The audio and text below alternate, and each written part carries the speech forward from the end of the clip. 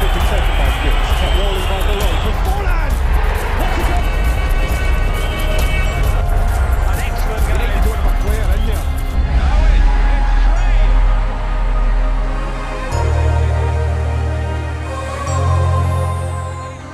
Hello and welcome to this endangered leisure park. It is called the Bas Elf in Douala. So can Cameroon's indomitable Lions keep the flame alive after their recent superlative Africa Cup of Nations qualifiers against the DRC and then Côte d'Ivoire? Who really is newcomer indomitable Lions goalkeeper Fabrice Ondoa Ebogo?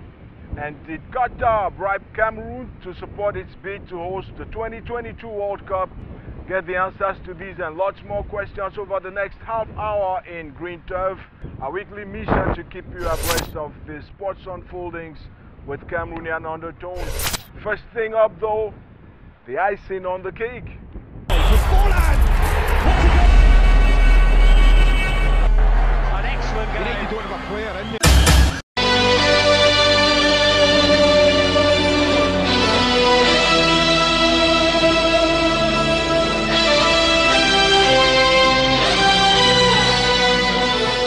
Cameroon's cadet football squad is now hoping to qualify for the Niger 2015 Under-17 Championship on paper. The Cameroon Football Federation has filed a complaint against Ghana, suspecting the West Africans of fielding overaged players when they thrashed the Cadet Lions 2-1 in Yaoundé Saturday. The grievance stipulates that Ghana's Black Starlets used as many as 7 players visibly older than required for the category. Considering the complaint prospers, the age-cheating suspect will undergo age determination by experts from the Confederation of African Football, CAF.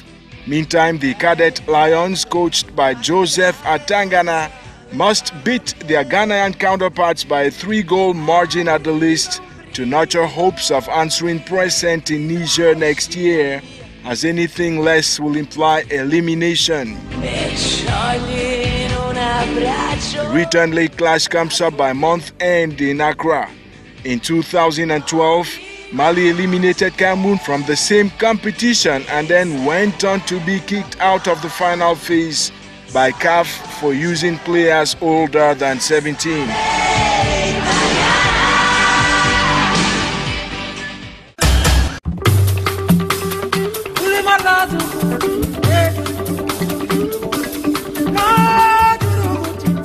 Joseph Owona, president of the Caretaker Normalization Committee at the Cameroon Football Federation, last Sunday doled out some 5 million francs CFA to players and officials of Cameroon's national women's football team, currently in camp at the CAF Excellence Center in Bankomo on the outskirts of Yaoundé. The money, labeled special bonus, was actually long overdue, considering it was promised the girls and their managers after they beat Senegal earlier this year to seal their qualification for the 2014 Women's Africa Cup of Nations slated for November 11 to 25 in Namibia. While reports mention contentment among the players and officials, critics are making a mockery of the financial handout. In fact, many say the 5 million francs represent nothing more than chicken feed, considering it will be shared out to all players and officials of the indomitable Lionesses, coached by devoted Carl Enongachu.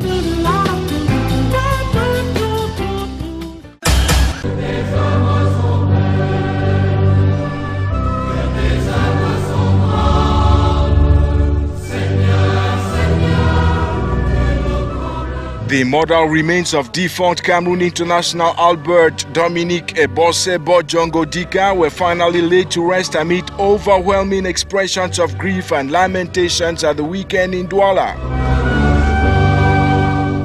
The massively attended funeral, featuring wailing siblings, friends, as well as local administrators and football officials at the Ndok Simbi Cemetery, followed a corpse removal Friday from the morgue of the military hospital in Douala. The 24-year-old Ebosse, who was top scorer in the Algerian league last season, died on August 23 after fans of his club, GS Kabylie, pelted players as they exited the pitch following a 1-2 home loss to USM Alger. His corpse, accompanied by an Algerian delegation, was returned to Cameroon in late August amid pledges by GS Kabylie officials to allocate 50 million francs CFA for the arrangement of the funeral, as well as a continuation of the payment of his wages to his relatives for the last 2 years left on his contract with the club. Ever since the Makeba incident unfolded, revealing flaring violence and racism enveloping Algerian football, the country has suspended its championship and banned Kabylie from hosting games at home for the rest of the season.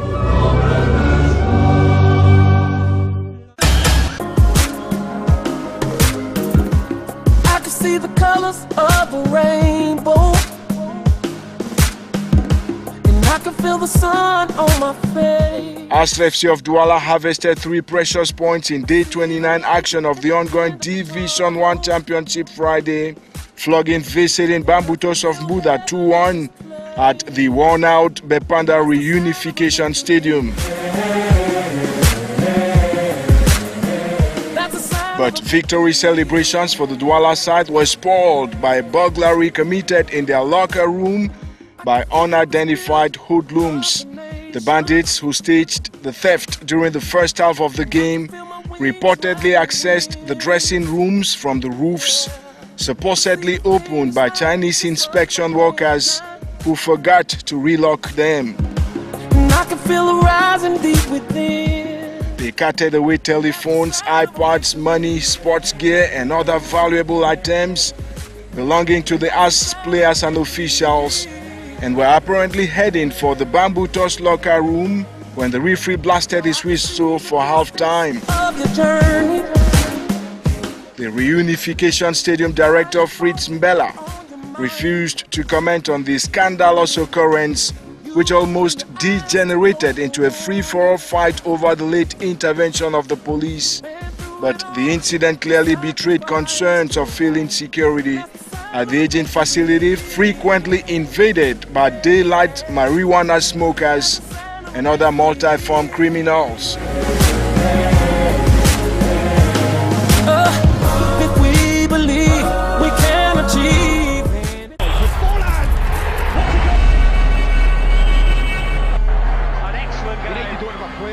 So hopefully the skimpy bonuses handed out to the Lionesses will not end up serving as a source of demotivation for the girls.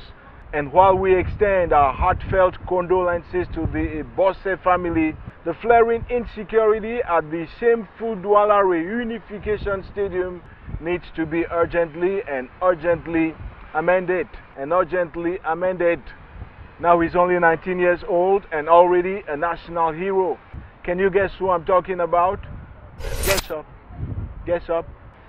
Don't you go away, find out who up next in Portrait.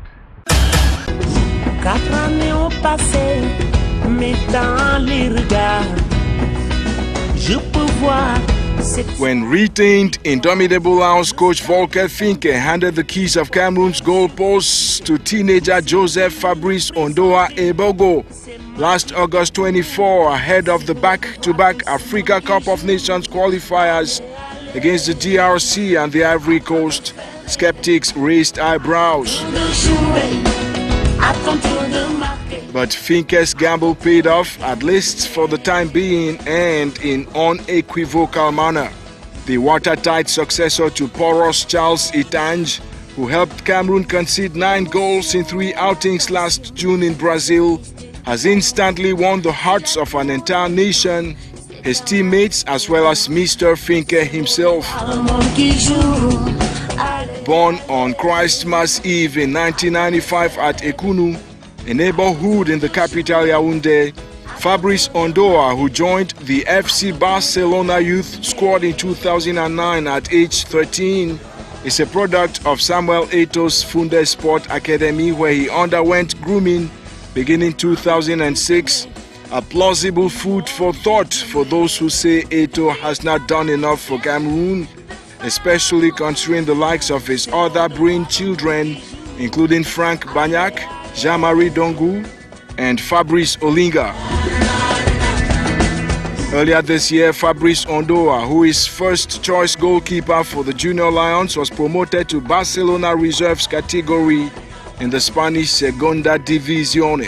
The lad has been telling anyone with an ear to listen that he taps inspiration from former Indomitable Lions goalie Thomas Nkono, a verifiable assertion judging from his vital saves when Cameroon traumatized the Leopards of the DRC 2-1 in Lumumbashi and then short-circuited the Elephants of the Ivory Coast in Yaoundé 4 days later.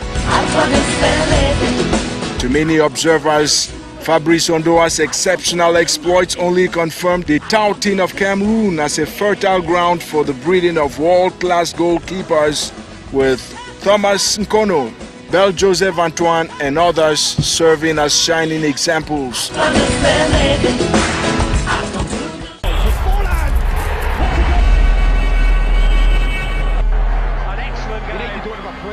Question: who says Samuel Eto'o has not done enough for Cameroon? Share your thoughts with us by dropping us a line at greenturf@canal2international.net. Now coming up in focus, as we stay on in the den of the Indomitable Lions to ask the question, for how long will the revamped squad keep their newfound firepower ablaze? Hang around with us if you can.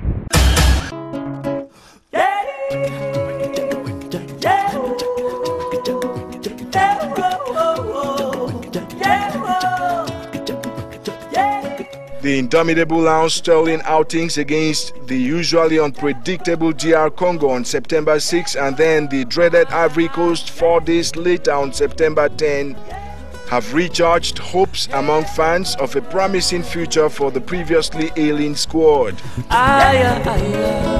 And after 2 games and as many victories in pursuit of a ticket for the 2015 Morocco Africa Cup of Nations, Cameroon should definitely witness a dramatic hop in next month's FIFA Global Football Rankings.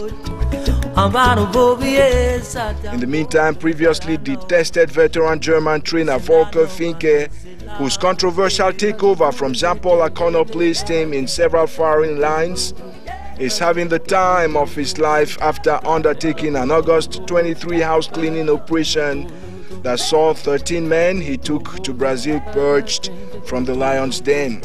And amid indications he now has a free hand in the choice of players as well as game tactics, many are wondering how long the profound metamorphosis will last.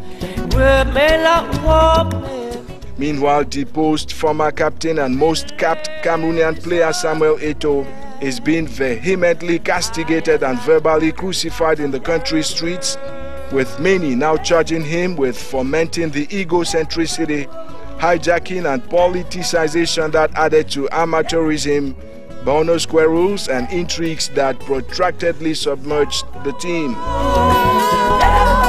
In fact, many hint that with 6 goals in 2 games from Jay Clinton and Vincent Aboubakar, Eto'o's departure has liberated and unentangled the squad, as the newcomers, including Barca youth keeper Fabrice Ondoa, remain keen on keeping their first team shirts.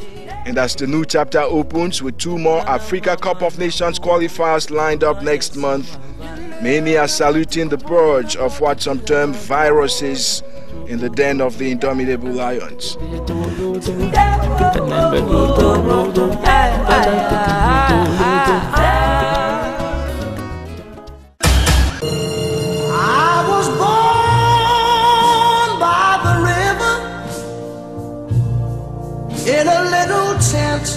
After hammering the Ivory Coast with an emphatic 4-0 bashing in Yaoundé Wednesday, Cameroon currently sit on top of the 2015 Africa Cup of Nations last round qualifiers in Group D with 6 points and 6 goals from 2 games, thanks to Njie Clinton Moir and Aboubakar Vincent. Oh, yes it will.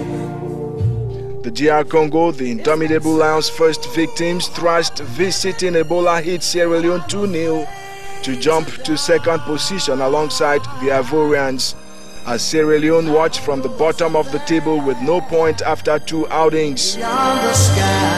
Meanwhile, in Group A, Claude Leroy's Red Devils of Congo continued their impressive start to the campaign, topping the pool by beating visiting Sudan 2-0 after shocking Nigeria 3-2 in their first outing. South Africa and Nigeria settled on a goalless draw. In Group B, top-ranked African side Algeria beat Mali 1-0 as Malawi edged Ethiopia 3-2. 2013 Cup of Nations runners-up Burkina Faso enjoyed a convincing 3-0 home win and leadership consolidation against Angola in Group C, while Lesotho drew 1-1 with Gabon. Change gon' come. Ghana beat Togo 3-2 in Group E, currently topped by Uganda, who whipped Guinea 2-0 in Kampala. In Group F, Cape Verde moved to the driving seat with a 2-1 win over 2012 champion Zambia, as Mozambique and Niger pulled a 1-0 draw. And then the future turned bleak again for Egypt, who lost 0-1 to Tunisia, as Senegal claimed the top spot after spanking Botswana 2-0.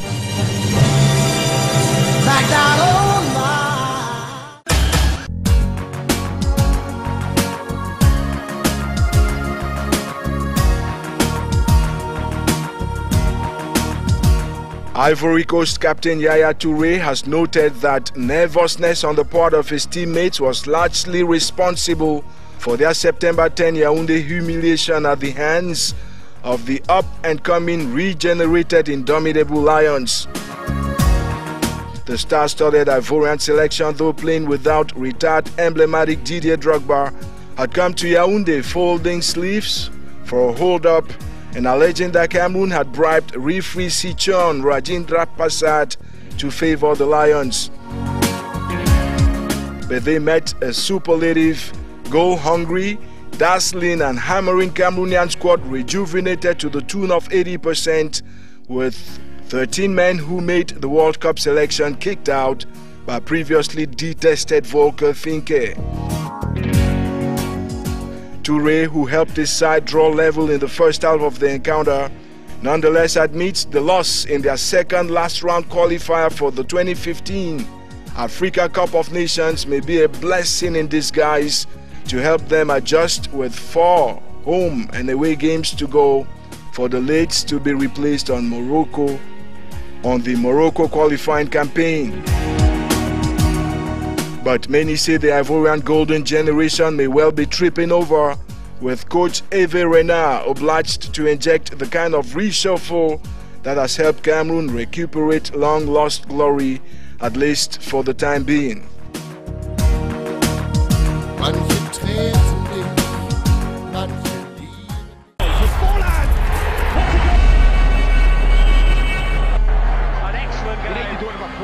Don't you worry, bro. They say only time will tell. So, did Qatar bribe Cameroon to support its bid to host the 2022 World Cup? Reporters at the UK Sunday Times say yes, but Faker Foot argues it is all lies. Meanwhile, Josep Sepp Blatter, who said his current term at the helm of FIFA was going to be his last, is currently folding sleeves to seek another re-election next year. Man, they say power can be such an addiction regardless of geographical boundaries and race makeup. Don't you go away!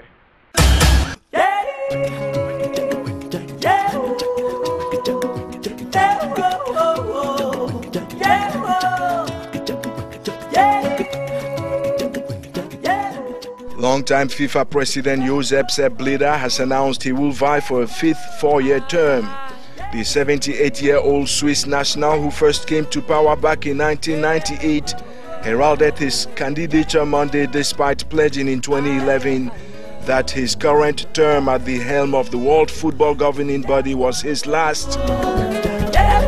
Observers agree Mr. Blatter should easily triumph at next year's election after UEFA boss Michel Platini and CAF president Issa Hayatou hinted they will not run for the prestigious office. Blatter will thus use the successful World Cup in Brazil, the introduction of goal line technology, as well as strengthened sanctions against racism as vote canvassers to extend his stay at FIFA presidency up until 2019, when he would be 83. Blatter's candidature hint comes on the back of ongoing high-level corruption scandals plaguing FIFA, and especially one alleging that Qatar actually bribed to be handed the 2022 World Cup hosting rights.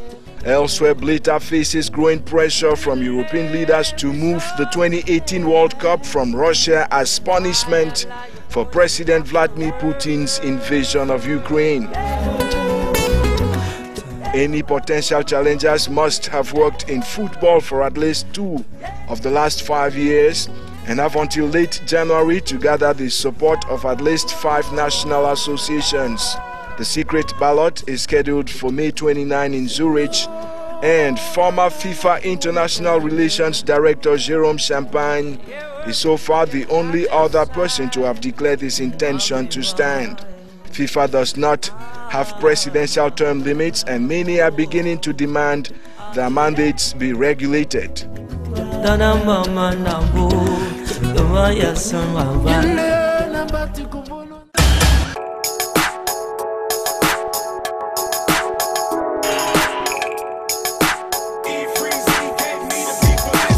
Which country will host the 2017 Africa Cup of Nations following a decision last month by Libya to renounce its hosting rights over security concerns? That should be the trillion-dollar question obsessing officials at the Confederation of African Football. We gather that several CAF member countries are manifesting interest, including Ghana and Mali in West Africa, as well as Egypt, Ethiopia, Kenya, Uganda, Tanzania, Rwanda, Sudan, and Zimbabwe, all located east of the continent. No word so far from Central Africa, and especially Cameroon, which recently unveiled plans to welcome the continental tourney in 2019. CAF is expected to announce bid winners to host the 2019 and 2021 editions this September 20. Pundits say they will not be surprised if an East African nation is chosen for the 2017 edition, considering that in the last dozen years, Ghana has hosted the tournament twice in 2000 alongside Nigeria, and then again in 2008.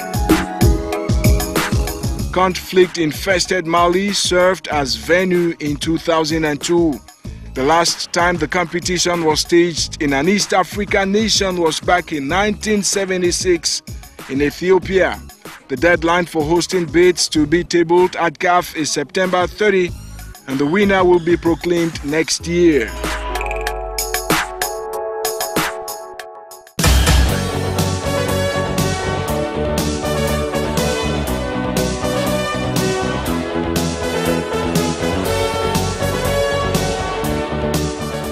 The 2022 World Cup is still a long time away, but in recent months, FIFA officials have come under unending allegations of having received millions of dollars worth of bribe to support the candidacy of Qatar. And as this scandal continues to evolve, there are fresh indications that the Cameroon Football Federation is also in the corruption bad books, despite a staunch denial by officials a couple of months ago. Quoting an official at the English Sunday Times, the Cameroonian French language daily Le Jour says officials at Fecafoot received no less than $600,000. That's about 300 million francs CFA to back Qatar's bid to host the prestigious global football congregation. Most of the bribe money, currently estimated at some $5 million, the probe reveals, was doled out by a certain Mohammed bin Hammam, Qatari football bigwig and president of the Confederation of Asian Football. Qatar has meantime refuted the media claims, but the Sunday Times stubbornly holds that bin Hammam sent at least $200,000 into an account managed by Feka Food and also distributed some $400,000 to the presidents of 30 football federations across Africa under the guise of FIFA's Project Goal, which aims at developing the king sport on the continent. A Feka Food retort to the fresh accusation is awaited.